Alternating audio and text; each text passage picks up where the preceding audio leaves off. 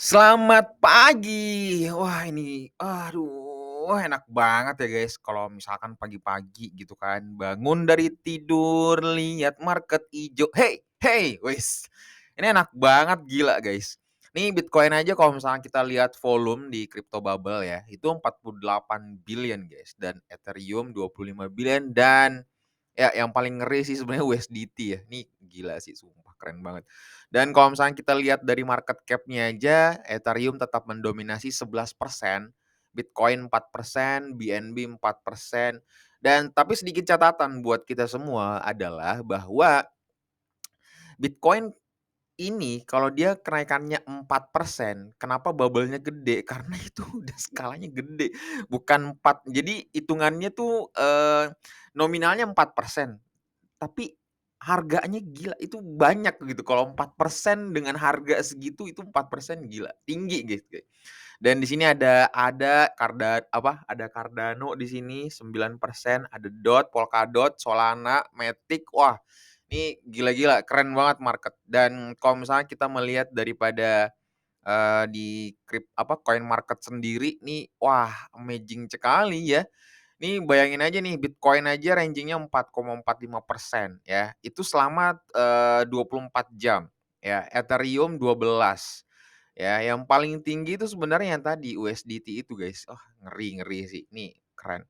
Dan yang pecinta Aptos lagi trending nih dia mengalami penurunan 6,37 dan buat kalian yang Shiba Inu gue tadi malam udah bahas ya, kenaikannya 3,66 dan itu cukup lumayan juga gitu kan. Oke, jadi apa aja kita bisa bahas di pagi hari ini. Jadi pagi hari ini tuh gue bakalan membahas sesuatu hal yang cukup lumayan gitu kan. Karena kenapa? Karena ini juga menjadi dasar utama kita tuh bisa mengetahui plan kita tuh seperti apa gitu kan. Dan ini data-data yang gue bakalan rilis ini itu juga menjadi catatan kuat kepada kita bahwa ada loh histori yang bisa kita ambil daripada penentuan jalan kita di masa depan, ambil eksekusi harga di masa depan tuh seperti apa. Oke, tanpa bacot-bacotan segala macam, ya gue mau informasiin ke kalian dulu bahwa gue ngadain giveaway senilai 2 juta rupiah menuju 25.000 subscriber. Ya, syaratnya gampang banget, kalian tinggal subscribe channel gua dan nyalakan notifikasinya. Sesimpel itu, guys. Oke? Ya, langsung aja.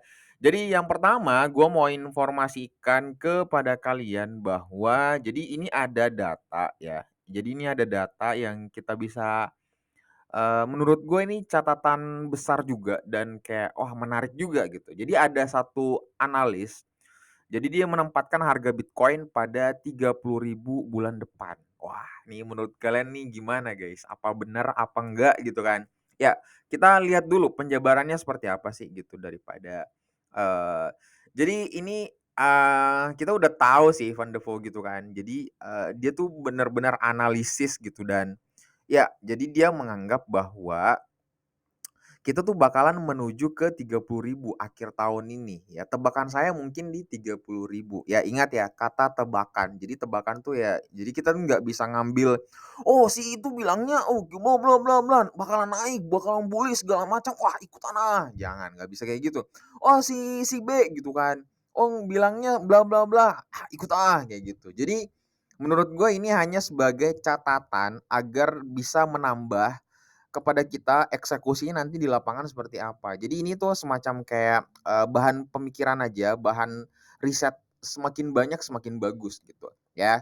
Jadi ada, Van de Vogt ini bilang kayak, "Oh bakalan menuju ke $30.000." Apa penyebabnya? Dia bilang kayak gini, yang pertama adalah ini kalau misalkan kita melihat di sini yaitu, Bitcoin USD akan bertambah sebanyak 35% dalam beberapa minggu ke minggu mendatang. Jadi estimasinya diterangkan di sini itu adalah ini guys, di dalam 2,3 minggu ya, dalam 2 sampai 3 minggu Bitcoin akan keluar secara signifikan, pendapat saya adalah keuntungannya gitu. Jadi inilah yang membuat, juga menjadi dasar gitu, oh ada apa gerangan gitu kan, ada apa di 2 sampai 3 minggu ke depan gitu.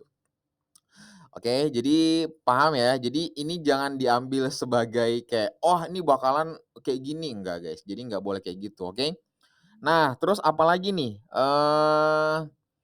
Nah, ini juga yang menarik banget dan ini juga gue pakai ya pas gue lihat rilis ini di Twitter, ini menarik banget, guys. Kenapa ini menarik? Karena kalau misalkan kalian perhatikan, jadi, Januari 2018 itu pernah nih, kalau misalkan kalian lihat nih, jadi di sebelah kiri sini, Januari 2018 itu pernah menyentuh di titik area ini, guys. Dan apa yang terjadi ketika menyentuh titik ini, naik di sini, itu marketnya langsung bullish, boom boom boom boom boom, naik naik naik, sampai di Mei 2020 itu baru mengalami penurunan. Nah, oke, itu baru mengalami penurunan.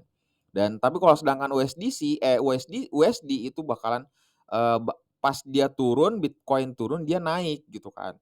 Nah, apa yang terjadi? Ya, yang terjadi adalah ternyata itu melakukan pengulangan di momen yang sama gitu kan. Apa kondisinya adalah apakah ini nyungsep ke bawah gitu kan, atau mantul ke atas seperti dengan momen ini gitu kan. Kalau ini bisa menyentuh lagi minimal $40.000 aja di tahun 2023 ya, minimal $40.000 aja di tahun 2023 itu market wah gila sih sumpah. Terus di luar daripada, "Bang, kan 2023 bakalan resesi bla bla bla." Oke, jadi statement yang, sering kita yang ditakut-takutin di, banyak di pembicaraan gitu kan. Kalau misalkan di sisi gue secara pribadi, itu gue nggak bakalan nyerang, beliau sih. Karena kenapa?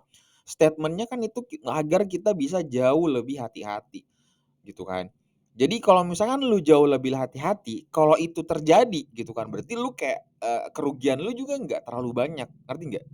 Tapi kalau misalkan itu terjadi, resesi terjadi, dan lu nggak hati-hati, masih jor-joran kayak foya-foya, melakukan pembelian yang sebenarnya itu lu juga nggak lu butuh-butuhin banget, atau lu melakukan pembelian yang memang sudah ada, misalkan handphone, terus lu udah punya iPhone 13, habis itu lu udah mau beli lagi iPhone 14. Harusnya yang dilakukan adalah, ya iPhone 13 lu jual, habis itu beli iPhone 14, kan kayak gitu kan. Jadi minimal cukup satu lah, gitu ya. Gitu. Jadi itulah cara agar kita bisa tahu nih kalau misalkan kejadian di 2023 resesi, kita masih ada backup cash keuangan kita gitu. Tapi kalau itu pun nggak terjadi, berarti dana yang misalkan di tahun 2023 yang kita udah siapkan bakalan resesi itu kan kita bisa alokasikan buat investasi. Kayak gitu loh mikirnya. Jadi aduh gue bingung sih sama orang-orang tuh kayak dikit-dikit dikit-dikit kayak, "Oh, Bang Bang Bang," segala macam. Jangan kayak gitu, guys. Jadi, aduh, gue bingung sih sumpah. Jadi stigmanya tuh kita harus ubah dengan baik-baik gitu ya, gitu. Dan itu sih sebenarnya dan ya jadi di sini juga ada data sebenarnya kenaikan ini tuh juga dipengaruhi karena likuidasi posisi pendek untuk Bitcoin saja mencapai 165 juta pada hari itu. Nah, likuidasi pendek lintas kripto berjumlah lebih dari 400 juta dan ini menarik banget pas gue lihat chartnya guys dan ini wah ini gurih. Tapi nggak apa-apa ini sebenarnya menarik juga sih karena lu bayangin aja guys nih wah 785 805 miliar miliar wah, wah. Wuh. Oke, jadi oh ya, gue mau informasiin dulu. Jadi, ini kan dibilang tebakan saya, Pandevu tuh pernah bilang tebakan saya mungkin di 30.000. Nah, kalau misalkan lu ngeh di bacotan kripto di, Instagram gue guys. Jadi gue tuh pernah, yang pertama nih, gue tuh pernah bilang, "Guys, percaya atau tidak Bitcoin akan kembali turun ke 19.000 dan fakta terjadi sudah menurun ya. Nah, sebelum bulan menuju 40.000 di tahun 2023 ya, oke. Nah, tahun 2022 akan menuju angka basic pondasi besar. Nah, pondasi besarnya itu yang kemarin gue dapetin adalah di angka 30.000 sampai 33.000 ya. Itu yang tertinggi di tahun 2022. Ya namanya juga orang ngebacot ya gimana sih. Jadi ini tuh bukan prediksi, ini tuh bukan kayak apa, ini tuh cuman kayak, dari data yang gue lihat, oh bla bla bla segala macam. Ini gue share-nya berapa 12 minggu lalu guys, gue nggak tahu kapan. Intinya kayak gitulah. Nah habis itu makanya gue bilang mau percaya apa enggak, ya silahkan gitu kan. Kita intip aja sampai akhir tahun 2022. Gue bilang kayak gitu. Nah, ini gue udah angka-angkanya udah gue, ituin gitu kan, sambil ada iklan-iklan dikit gitu. Intinya gue seneng aja gitu kan kayak, "Oh, oke oke oke oke," gitu. Jadi sebenarnya kalau menurut gue ya yang ngambil, long gitu kan, kayaknya wah udah lumayan banget sih cuannya kalau misalnya lu profit, tadi gitu kan. Gitu, dan ya, apa sih yang gue bisa sampaikan lagi kepada kalian, intinya gini guys, intinya dalam dunia investasi itu jangan pernah berharap bahwa lu masuk, hari ini, ya, lu bakalan bisa cuan di hari esok, atau lu masuk kedipan mata ini, habis itu lu mau cuan di kedipan mata berikutnya. Nah, ingat kata-kata gua, itu mustahil bangsat ya. Itu itu mustahil bangsat. Jadi gue mau ingetin ke kalian bahwa masuk di dalam dunia cryptocurrency itu adalah rugi ya, atau bangkrut, itu udah hal biasa, itu udah hal wajib gitu. Adapun kalau misalnya lu cuan itu bonus, ya itu bonus.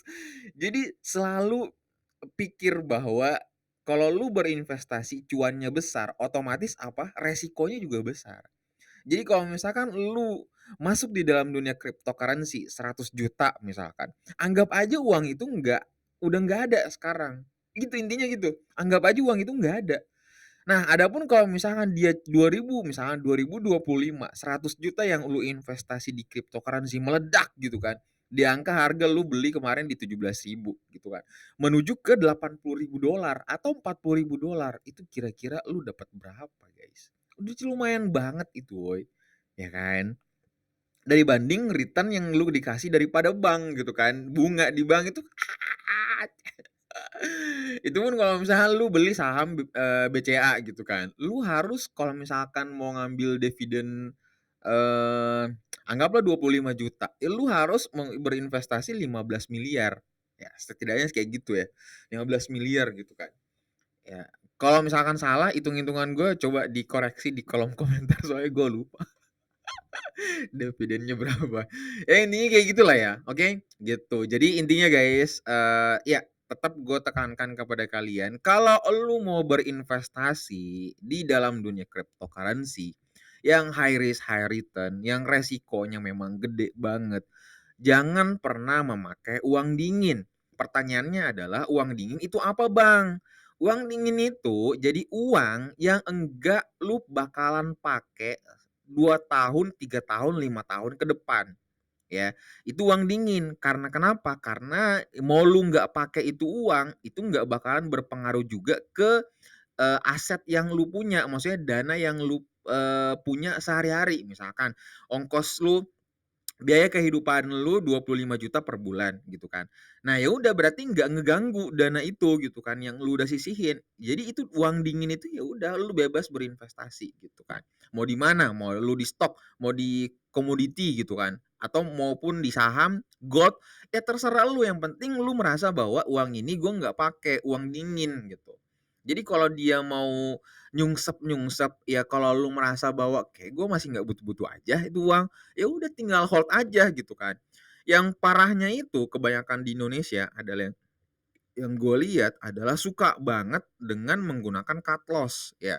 Kalau makanya gue bilang cut loss dengan uang dingin itu menurut gue tuh hal yang bego sih menurut gue. Sumpah gue nggak tahu kenapa cut loss dengan memakai uang dingin itu hal bego. Yang terjadi harusnya lu akumulasi, misalkan lu ngehold di angka 20.000 ya kan. Terus nyunsep ke menuju ke 10.000. Nah, uang dingin itu yang di 20.000 itu ya udah biarin aja karena lu nggak pakai-pakai juga kan. Lu nggak rugi-rugi juga kan. Kalau misalnya lu simpen di situ daripada lu tarik malah berkurang aset lu karena menuju ke 10.000. Yang harusnya lu pikirin sudut pandang yang berbeda adalah lu punya dana dingin lagi nggak untuk beli di harga $10.000 itu. Gitu mikirnya. Gue bingung sih. Udah.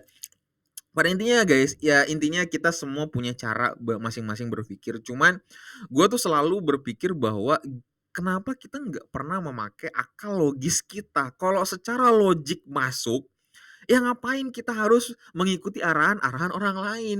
Logik lu aja masuk gitu, pendirian tinggal lu tambahin pendirian yang kuat, cap stempel bahwa ini pendirian gua, aman. Lu mau dibacotin sama orang lain, lu mau dihujat, mau dihina, mau dipom-pomin, ya lu nggak bakalan ngaruh gitu ya. Udah, gimana guys? Ini udah panjang banget ini udah. Udah gitu aja pembahasan gue, intinya gue sayang sama lu pada, jadi stop ya. Jadi tetap harus berpikir rasionalisme dulu sebelum bertindak. Udah intinya gitu. Karena mau gimana pun, ini adalah uang-uang kalian. Jadi eksekusinya juga gue serahkan kepada kalian. Tapi lu juga wajib butuh pendapat orang lain. Oke, lu juga butuh bahan pertimbangan orang lain. Karena sharing, berbagi ilmu atau sharing aja itu sebenarnya bisa memunculkan spekulasi-spekulasi yang berdampak bisa buruk, berdampak juga bisa baik gitu. Intinya gitu ya. Udah gitu aja bacotan gue. Sebelum kalian kelas video ini, tekan tombol subscribe dan nyalakan notifikasinya. Dan titip salam buat keluarga kalian. Dari gue Akai. Assalamualaikum warahmatullahi wabarakatuh.